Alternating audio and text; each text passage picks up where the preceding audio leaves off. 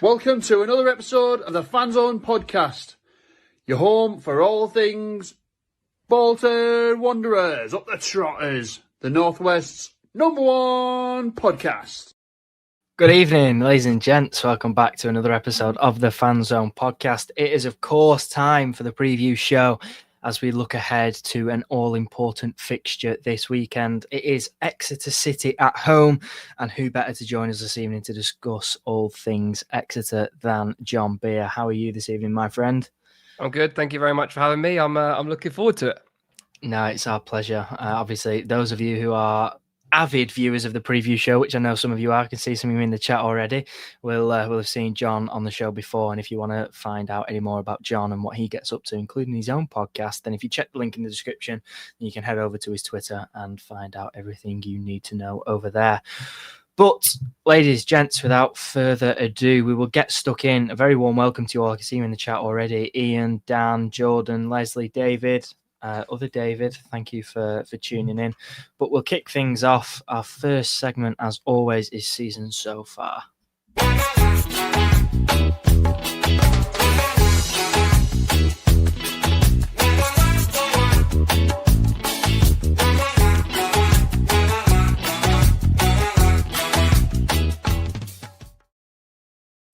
Now then, let's have a look at how both teams have got on in Sky Bet League One so far. It's been an interesting story for the Wanderers. A little bit of a slow start to the season, I'm sure many would agree. Far too many draws, and obviously we've tried to erase it from our memories, but recent fixtures such as Northampton and Burton Albion, not really going in our favour to say the least, have caused a little bit of discontent amongst the Wanderers fans. But we're all very familiar with how things look and what is needed from this side to hit the targets that I'm sure are on everyone's mind this season. But Exeter City then, we were talking about this just before we came on air. This league is absolutely mental this year, isn't it? I mean, you currently sit a point above the relegation zone and only 11 points behind Stevenage, who are in sixth spot in that playoff spot. How have you got on this season? Are you where you expected to be? And does that league position paint a little bit of a false narrative, given the fact that the league is so tight this year? Yeah, I think it's not fair to judge teams on where they are in the league. I think there's some really good teams, not really good, but there is good teams even in the relegation zone. I think Plymouth will come good. I hate to say that as they are our rivals, but they've got a squad with a lot of injuries, a lot of additions that are going to come in probably in January. They've got a massive budget, so I don't think they'll be where they are. For example, that's one of the examples. I think there's teams that are overachieving. I think Northampton, for example, will drop back down into that sort of battle. I think Doncaster started well, but have dropped into it. So it's good. There's a lot that's going to change. But I think the league position probably over reflects how we've done. And that might sound silly, but we've got the lowest budget in the division. We're fan owned. We've had a lot of off the field issues this season. To actually be where we are, it's actually a relatively good achievement. And I think we're only looking up now. We've won the last two. We comfortably saw off Wickham in the FA Cup with their strongest side on Saturday.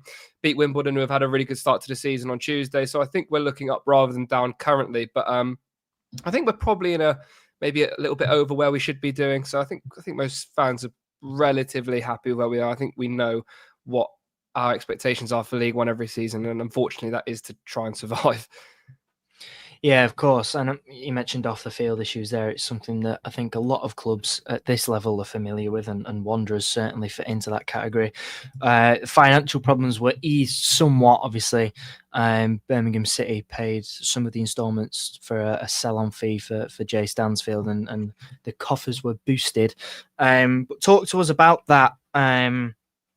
that situation. Obviously, the lowest budget in the league is difficult to contend with no matter where you're playing, be it the Premier League or in the National League.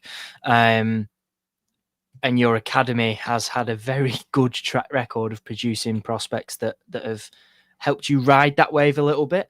But talk to us about those off the field issues. Yeah, so we had to. I mean, there's a lot of it has been very well publicised in an article by Kieran Maguire. We had individuals that weren't reporting cash flow correctly, and there was all sorts of problems going on at the football club, which have unfortunately happened on a number of occasions at Exeter, and obviously with yourselves as well. And like you said, it's becoming too much of a common theme. I think the Stevenage owner just bought 98.5%.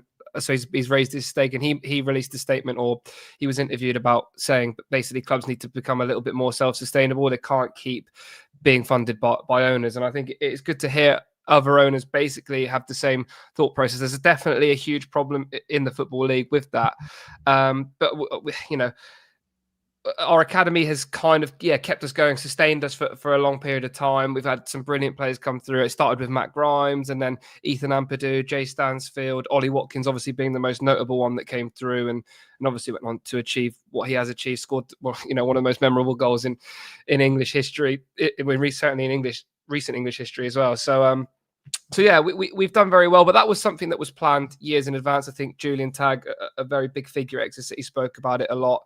The academy wasn't just something we stumbled on; it was something that was purposely invested in, and we've basically put not all, but like a large amount of the money we've made from these transfers back into it to create even better players. And that's one of the ways that we can kind of compete at this level. Obviously, there is an element of luck and an element of getting the players that become the Jay Stansfields, but it's also about nurturing them and creating them into that. So yeah, some people call it luck, but I think some of the academy will call it hard work. Yeah, and I mean, it's great to see that model working, relatively successfully for clubs. Peterborough, another one that seems to just rinse out players that fire off into higher divisions. And the academy is something that Wanderers fans, I think, have been crying out for a long time, to see some prospects break through. And it looks like we're just starting to see the returns on that after a difficult few years. In terms of more focused on Saturday and the rest of the season, what is the ambition for Exeter? Yeah, I think I touched on it briefly there, but obviously staying up. I think Gary Cordor has done a really good job of keeping us alive in League One pretty comfortably most seasons. It's never come down to the final day. In fact, with most of the seasons he's been in charge, in fact, every season he's been in charge, we've been pretty comfortable going into the last 4 or 5 games that we were going to be playing League One football again next season. So that's probably the main objective. Hopefully, have a good showing at Manchester City away is the big one. Obviously, we drew them in the FA Cup, so try not to get pummeled by them. But I think it's an inevitability rather than something that's really going to happen. But I think that day will be big for the football club, especially given everything that's happened off the pitch. So I think in the near future to enjoy that day and hopefully give a good showing of what the level at League One can really be like. Yes, absolutely. And you never know, the magic of the cup is always surprising. Right then, let's move on, and we'll hand over to our resident stat man for his preview of what he expects come Saturday.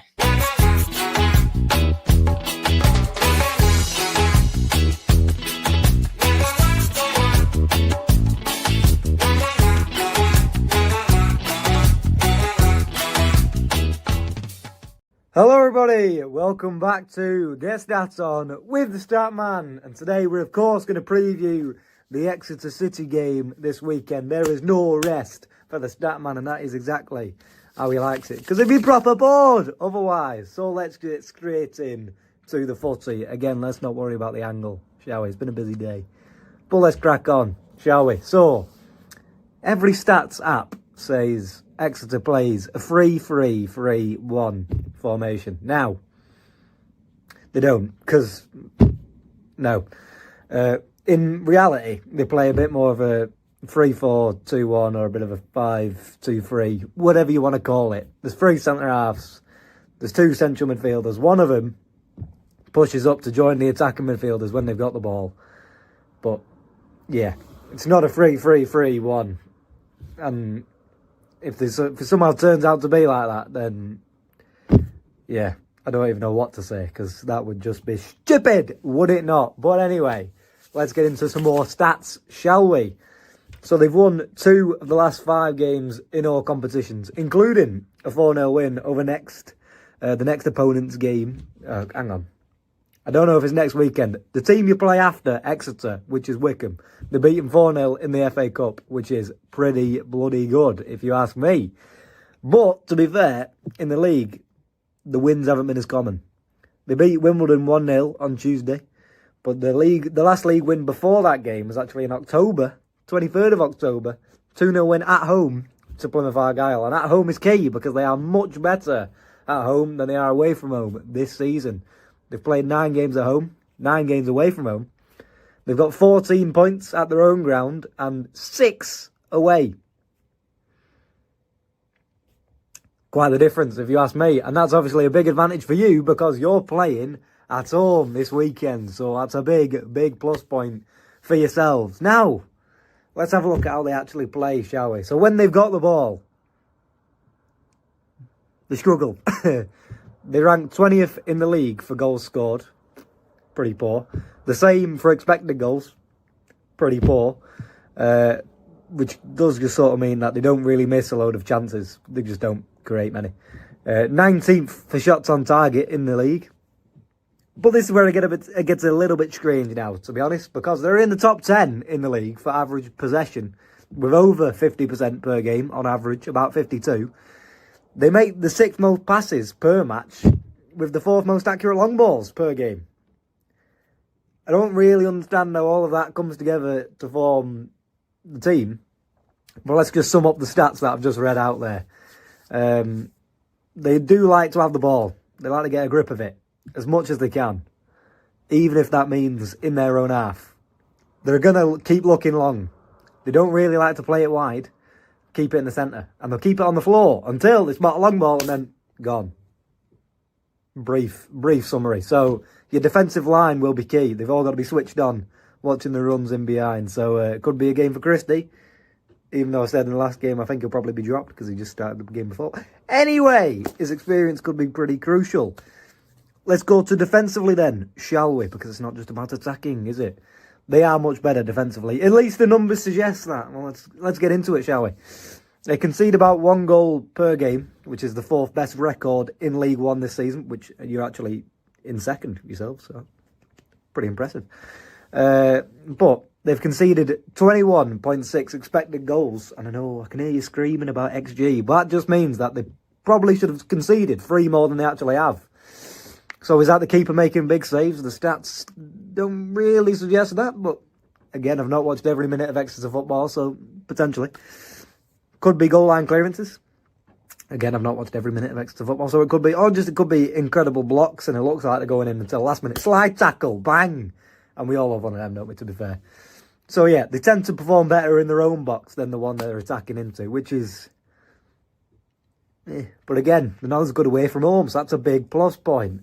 But for me, it's going to be crucial for how your attacking players play this game. Cozy Dubry's got to come back in. Now, I expect him to come back in. I think he was just getting a rest, a much-deserved rest, to be fair.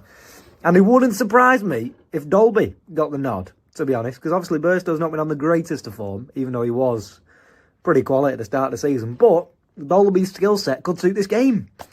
If you're putting crosses into the box, which you may have to do if you can't really break them down, which again the stats sort of suggest that you might not be able to, he could be pretty crucial because he's won 60% of his aerial duels this season. And yes, that is off the bench, but I'd argue that makes it even harder, to be honest, because you've got to get a grip of the game.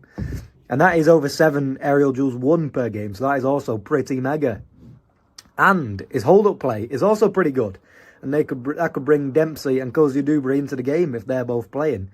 You know, he's only been dispossessed 0.86 times per 90 this season. So it could be, finally, Dolby's time to mark... Hang on. It could finally be Dolby's time to make his mark on the team. It took me a minute there, but you understand what I'm trying to say. This could be his moment, right? And if it is his moment, by God, what a call from the stat man. But, yeah, I'd give him a nod. Why not? Why not? Anyway, I'll let you enjoy the rest of the preview show, and I'm sure I'll see you for the review very soon. Goodbye. Wonderful as ever from our resident stat man. His passion for Bolton Wanderers screams through the screen in those segments. Not a glowing review for Exeter City, specifically going forward, but he did give credit where it's due. That defensive record is something to behold. Talk to us then about what he said. Is that a fair assessment in terms of going forward? You struggle, but defensively, it looks pretty tight and pretty sharp. Yeah, I think it's relatively fair. I thought one of the things I picked up on was that he said we don't like to work the ball out wide. I think that's actually one of our biggest strengths and one of our key points. If you look at the goal we scored against Wimbledon on the weekend, it's a really progressive pass from the right centre back to the right wing back who lets it run, and then we get the cross in from the byline pulled back, and Jack McMillan scores. So I actually think one of our biggest strengths is wide areas. We like to recycle the ball a lot, and that often does mean the ball finds itself in the middle of the park quite regularly. But yeah, those long balls into the channel and sort of progressive passes from to the wide centre backs is a way that we really like to play. So I thought that was a fair little comment, but I mean the rest of it was pretty spot on. We aren't great going forward, and often do lack that clinical sort of edge to our game, but defensively we're really hard to break down. Obviously our manager was a former Premier League defender, so that's probably where his skill set lies, and that kind of makes it a little bit of sense, and he obviously knows how to get a good back line together. But yeah, going forward we are a little bit toothless at times, but I think that's starting to get a little bit better. I think Jaden Wareham's hit a little bit of form.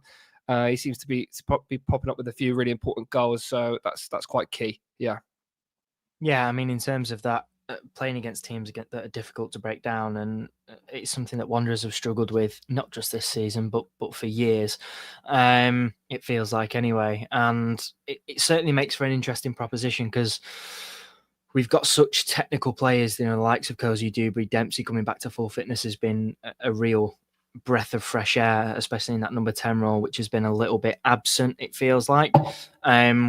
But playing against teams that are compact and tight defensively has been a sticking point for Bolton. How do you see both teams sort of preparing for this one? Are you expecting a similar sort of game plan? Because the Statman there mentioned that in most games you'd like to have a lot of the ball, which we do too. How do you picture Gary Colwell setting his team up and playing come Saturday? Is he a manager that likes to adapt and change, or does he stick to his guns? Yeah, Gary is quite open. I mean, if you listen, I'm not expecting Bolton fans to listen to any of his interviews, but if you were to listen to his interviews, you would hear how open he is about this. And he talks very openly about how we set up in games afterwards, because he knows that next week we're very unlikely to set up the same way. He's very, I guess you'd call it reactive. He sort of puts a side out that's going to be the best side to beat that team on the weekend, and I think you kind of have to be with the way that we are in terms of our budget. We're not going to ever be the side, very rarely, that's going to go at you on the front foot and try and beat you with quality, because most sides in this division are going to have better quality, if you like, than we do. So yeah, he's a very reactive manager, likes to change it up a lot, depending, again, like I said, depending on who we're going to play. He spoke very openly in his press conference on Tuesday night, post-match conference, basically saying that he'd set up in a diamond to try and beat the low block that Wimbledon put in place, and actually it worked a treat. So tactically he's a really good manager, and I think that's something that a lot of City fans often don't give him enough credit for. I think he really is a good tactical manager, one of the best we've had at City in recent times. Historically, we've, especially in League Two in recent years, we had one of the better sides in the league, so we didn't have to be as reactive. We could just sort of set up the same way every single week and beat teams. But in League One, we've definitely had to be a lot more reactive and set up according to how the opposition set up. So Gary's definitely going to change the way we play, depending on what he thinks is best to beat Bolton. I'm not sure if that's good news for us or not. All will be revealed come Saturday, I'm sure. But we'll jump in and we'll bring you the latest team news for each side.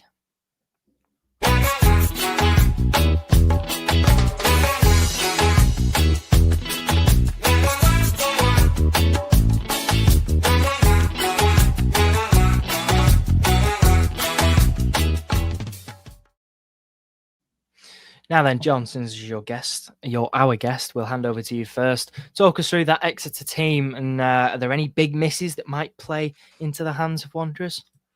Well, I think the big one that we're going to miss on the weekend is Jack Fitzwater. He's sort of been the rock at the back in the sort of the heart of our defence this season. He misses through suspension. He got booked on Tuesday night, and I think the deadline for the reset of the yellow cards was Wednesday. So he misses, which is very frustrating because he's been probably our player of the season so far, one of the better defender. I mean, Gary Caldwell in his interview this week said that he believed he was one of the best defenders in League One, which might be a very big statement to make. But I mean, like the stats do suggest we don't concede many goals, and he has been at the heart of that defence all season. So I guess you can't really argue against it. I think we've got another key player in Reece Cole, who's about 50% chance of playing, depending on how he's trained this week. He's a massive player for us. He's so creative. He takes every set piece. Every side has that player who takes every corner, every free kick. Technically, Reece is that for us. He's unbelievable. But other than that, I think we're at full strength. I think John Lee's back.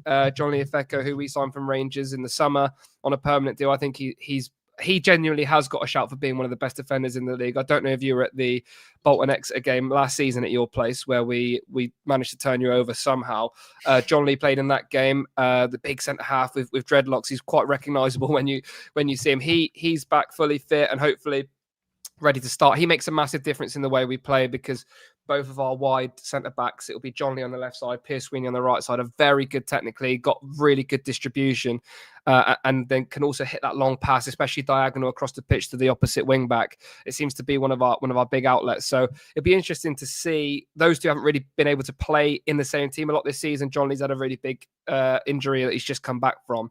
So other than that, I think we're at full strength. Ethan Brearley, another one in midfield with Jake Dorhays. Those two seem to be making a really good partnership. And then Jaden Wareham up top, who's, like I said before, coming into a bit of form.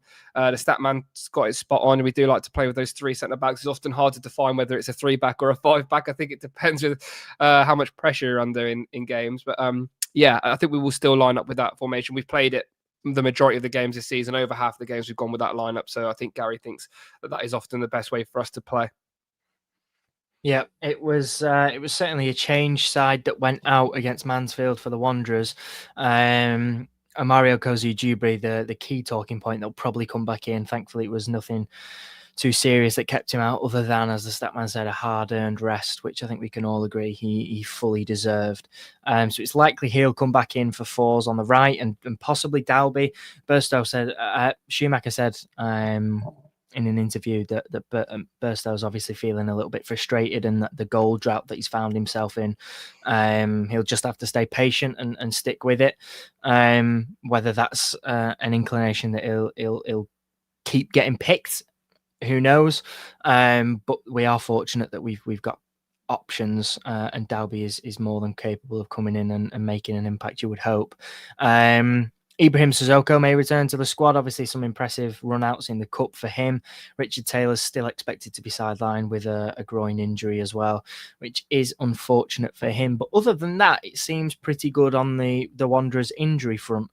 Ibi, I think, was out. I think his partner was pregnant or was just giving birth or something. But hopefully he'll be back in the side, and it'll be nice to see him get a chance after some impressive performances in the Cup. Obviously that one against Bradford in particular. But that's it on team news, and we'll move on to our next segment of the evening, which is Player Swap.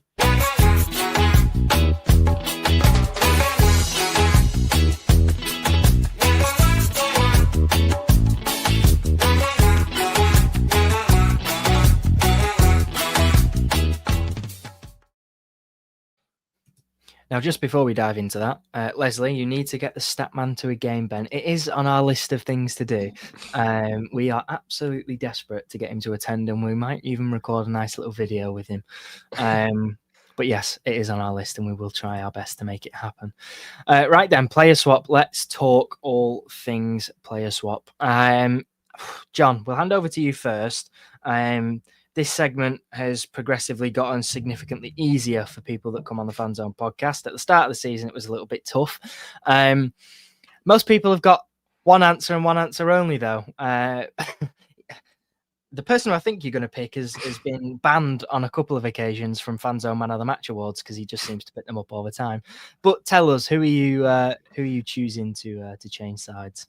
Do you know, I think I think a lot of people will obviously expect me to pick Kozia Dubry, but I'm not going to go with him.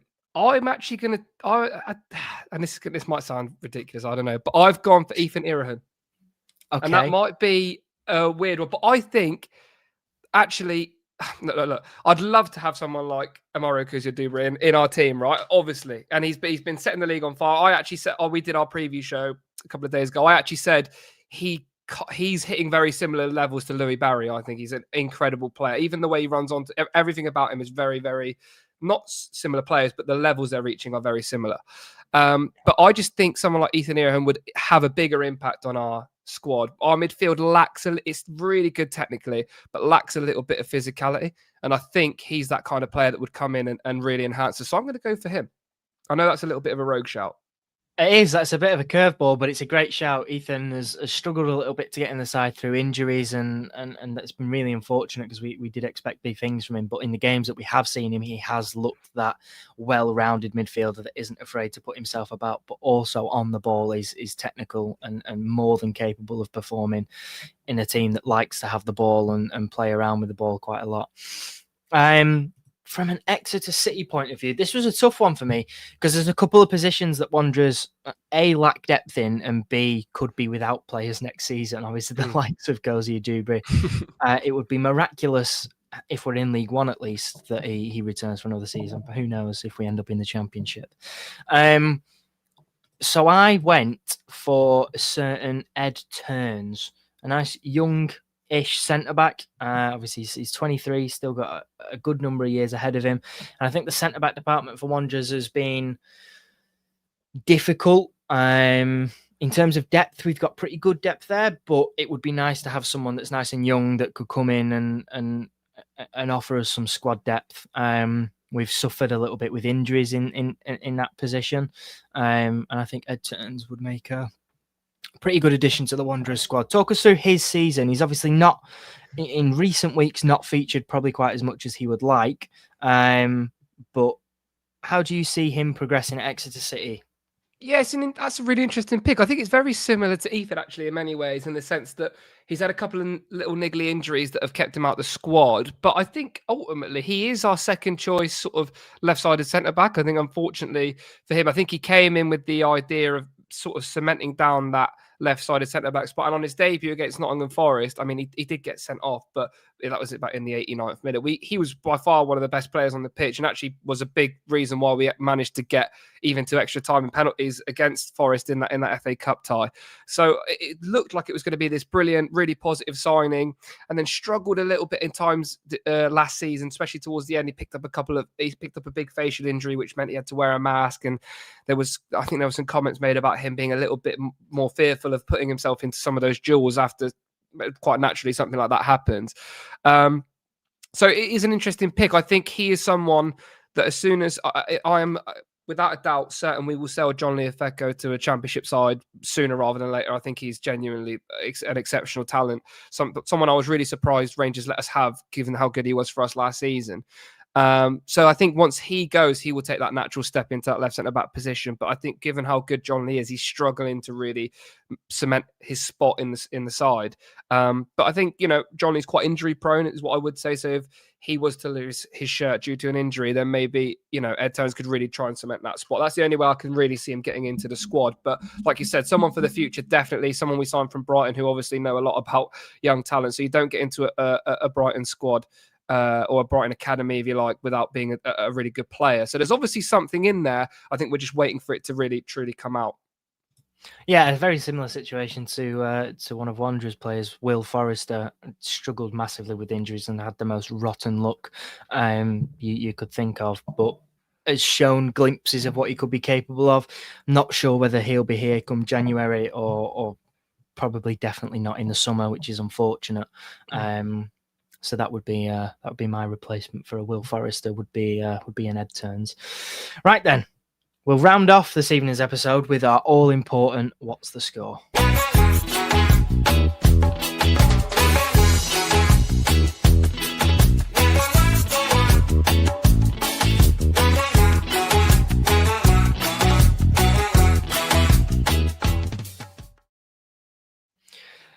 David has gone very early in the chat. I think it's going to be a decent game with the Whites coming through in a 2-0 scoreline. Play along at home as always. Matthew, I'll go for a 2-0 Whites. John, we'll hand over to you first.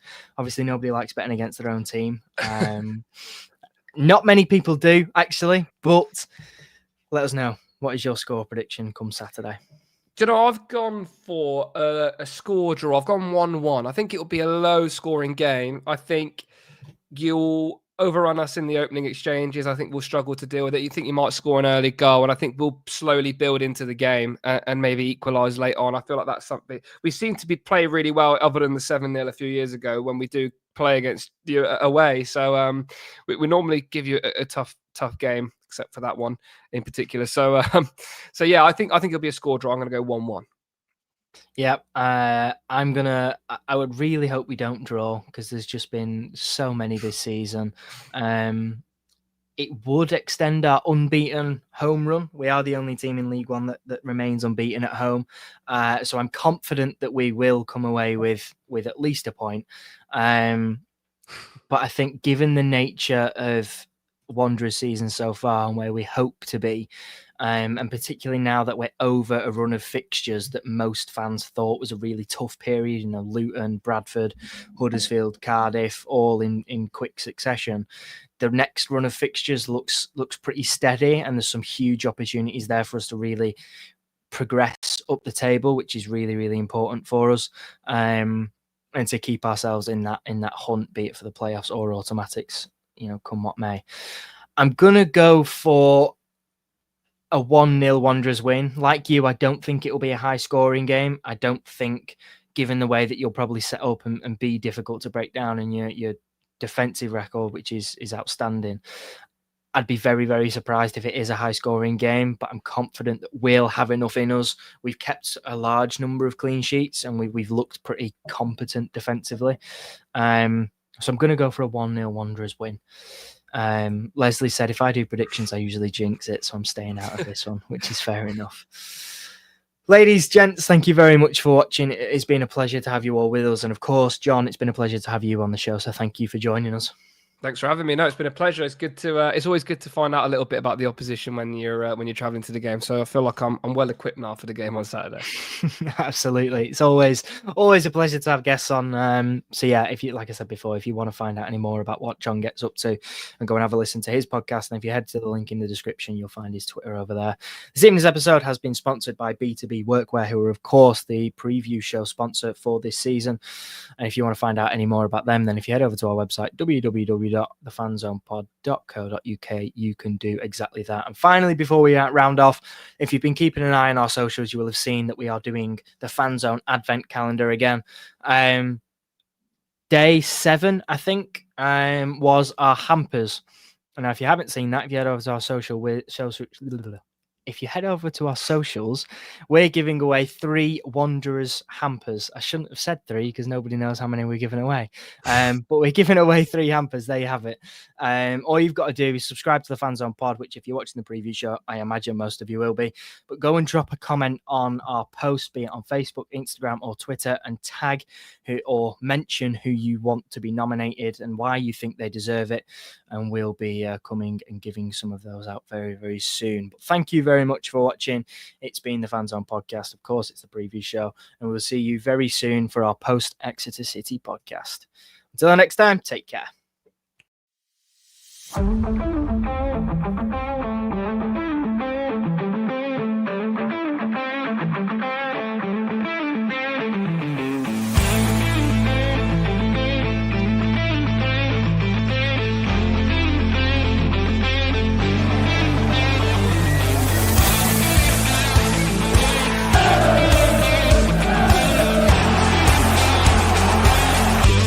Yeah, boys are